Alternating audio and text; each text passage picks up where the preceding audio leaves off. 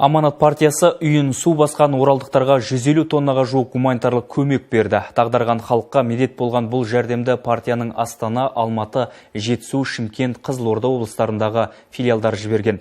Оралға келген азық-түлік сұрыпталған соң отбасылардың қажеттілігіне қарай теңдей бөлініп таратылады. Бұл үшін зардап шеккендер тиісті құжатын көрсетсе жеткілікті. Қазір көмек алушылардың тізімі реттелген, яғни үйін су басқан соң пәтер жалдап немесе туыстарын сағалағандар ғана көмек беріледі. Өйткені эвакуациялық орталықты паналаған тұрғындар ішім жем, өзге де керек жарақпен толық қамтамасыз етілген. Аманат партиясының атсалысуымен 5 күнде 2000-ға тарта отбасы азық-түлікпен қамтылды. Әр отбасыға 30 килограмм 15 литр шемекі май мен қант, қарақұмық, макарон өнімдері беріледі. Бұл азық-түлік қоры бір аптаға жетеді деп жоспарланған. Бірінші күн біздер бұл жұмысты журнал арқылы ұйымдастырып едік. Өкінішке орай енді бір отбасыдан бірнеше адамны алып кеткен фактілер де болды. Сондықтан да қазіргі таңда біздің бағдарламашыларымыз арнайы база дайындап, бір адреспен жаңағыдай тек қана бір отбасыға көмек беріліп, бұл жұмыс реттеліп жүйеленді.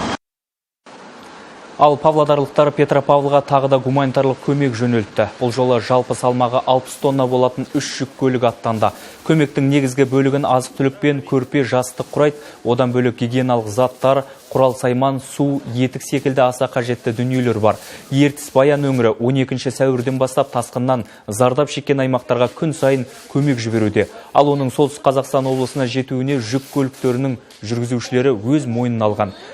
КАМАЗдардың барып келу шығыны мен жүктің жарты бөлігін өз қалталарынан көтеріпті. Тасқынға тап болған өңірлерге 150 тонна болатын көмек жөнелтілді. Өзімізде көмек көрсетейік деп тегін ұсынып отырмыз. АЗС-тар бар, оларды бізге шығып, жанармаймен бізді толық бесплатно тегін қамтамасыз етіп, біз өз жағынан машина бердік, олар бізге жанармай тегін беріп отыр.